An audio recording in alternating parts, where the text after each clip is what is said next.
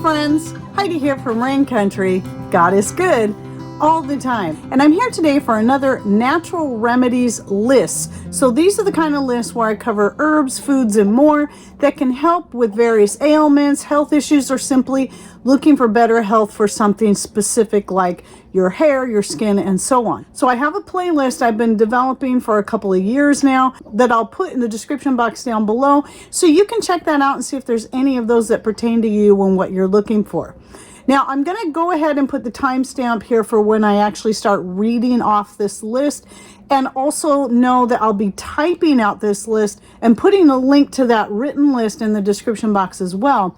But before I read off the list, I want to explain a few things. The purpose of these videos is because not all herbs, not all natural remedies work the same for everyone. And not all these things are available to everyone. So I started doing these because one of the first medicinal extract making videos I did was about making an antibiotic extract using nasturtium leaves, which I grow. You can even see some right here in this pot.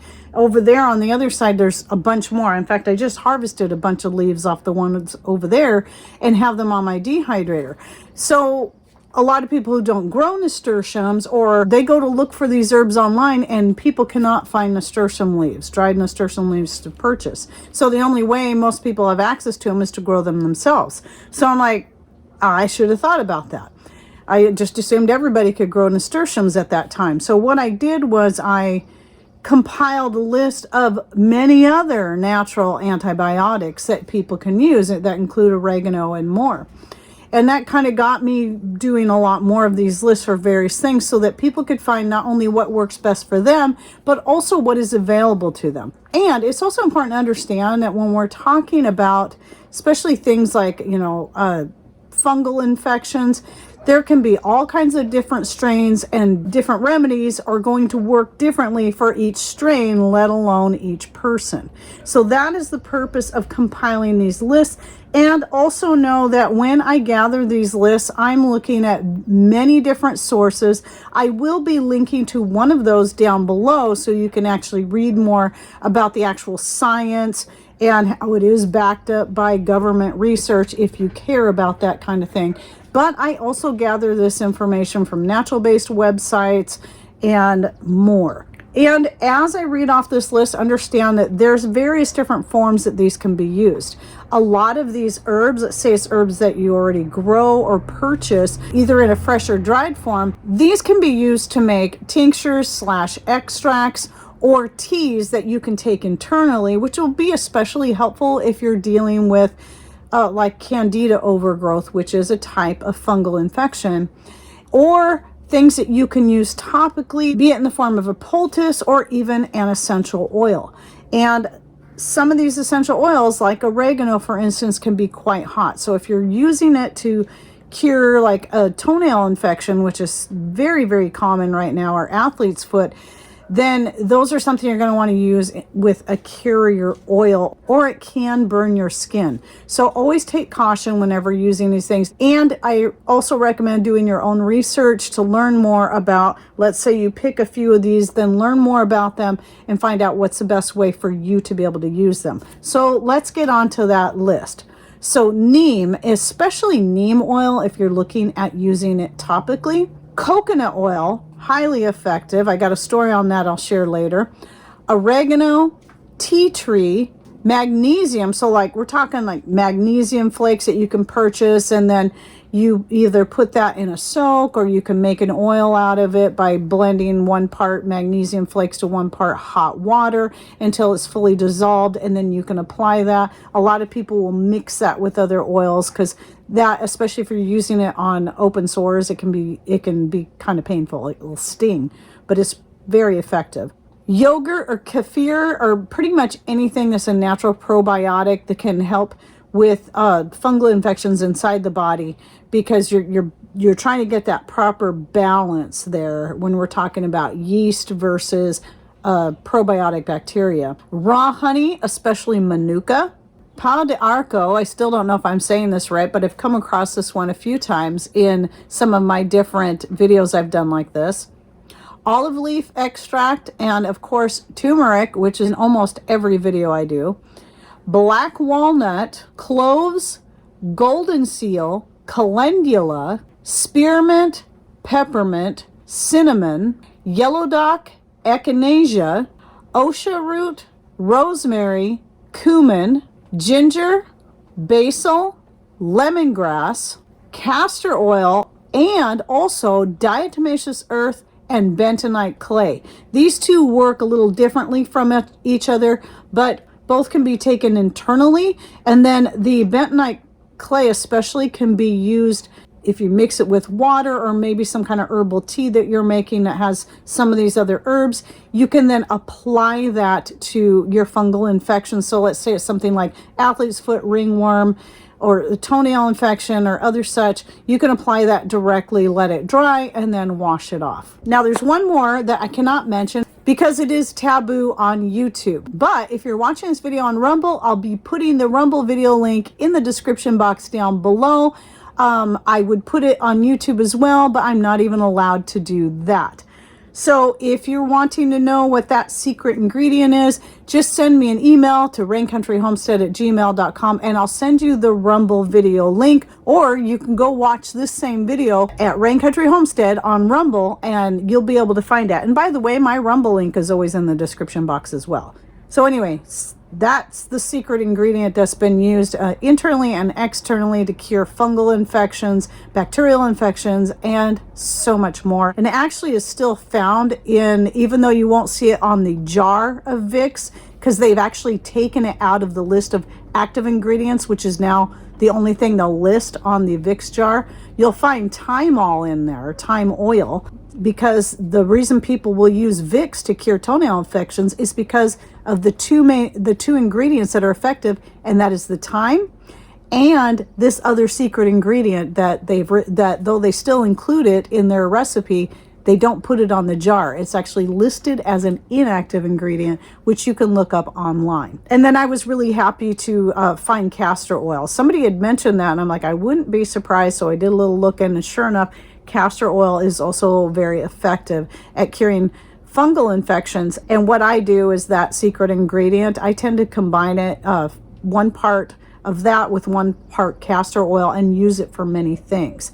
And I use it on the dogs, I use it on us, and it's been very helpful. Now let me tell you the quick story about coconut oil. I've shared this in other videos, so I don't remember which ones, but years and years ago, Patrick, when he was working for a water treatment facility that treated half the city of Seattle, as well as some surrounding areas, he ended up getting exposed to a chemical that caused him to get a double ear infection. So an ear infection in each ear.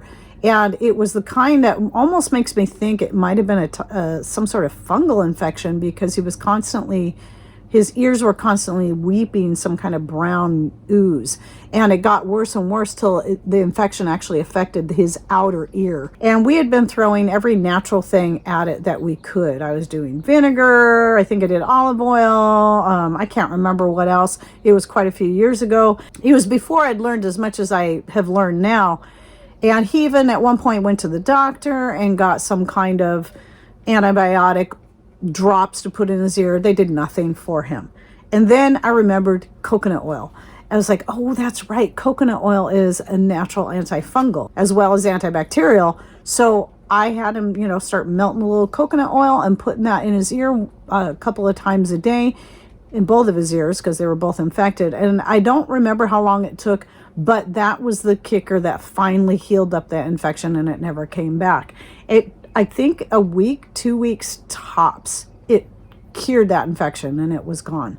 So I know for certain, just from experience, that coconut oil is highly effective, but it's still not going to work for every type of fungal infection, just like any of these. So any of you have been fighting any kind of toenail infection in particular, know those are some of the most difficult ones, and I am actually still battling one. I keep trying new things, and the most I've been able to do is reduce it and keep it at bay with the different things. And I also find it's best to keep switching up. And the ones I personally have had the best results with have been the magnesium soak, or making the oil and putting it in a spray bottle and spraying it on and letting it sit on there for a while before I pull my socks on.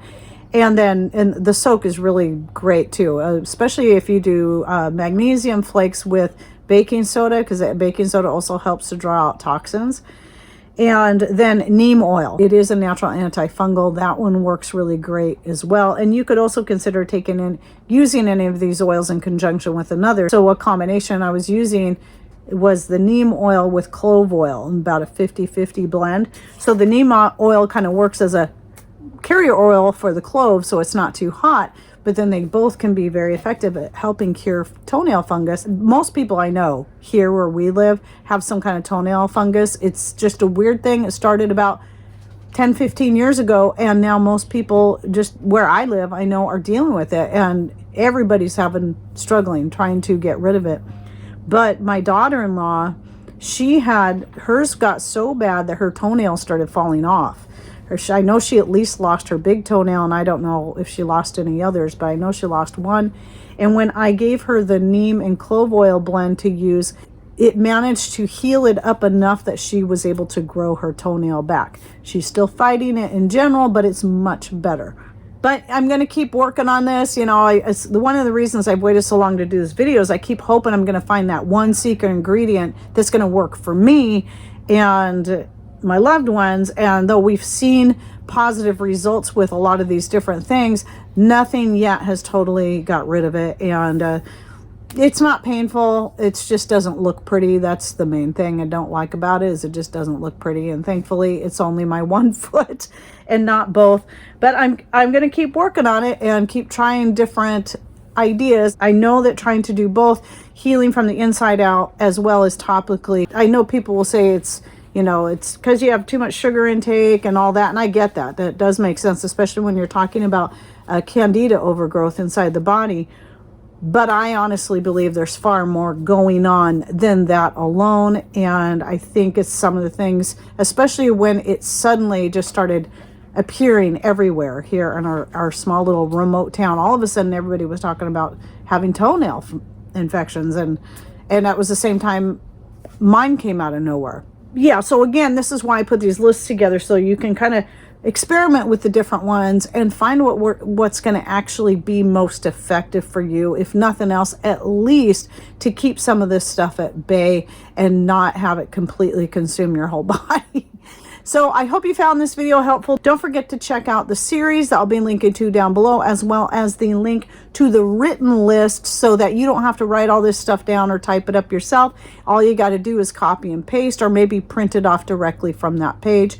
And that link should take you directly there without issue. And if you have had any success with anything specific at helping to heal any kind of fungus, be it athlete's foot, toenail fungus, ringworm, whatever it is, candida, please share those in comments down below. I would love to read your ideas as well. And thanks for watching. Take care and God bless.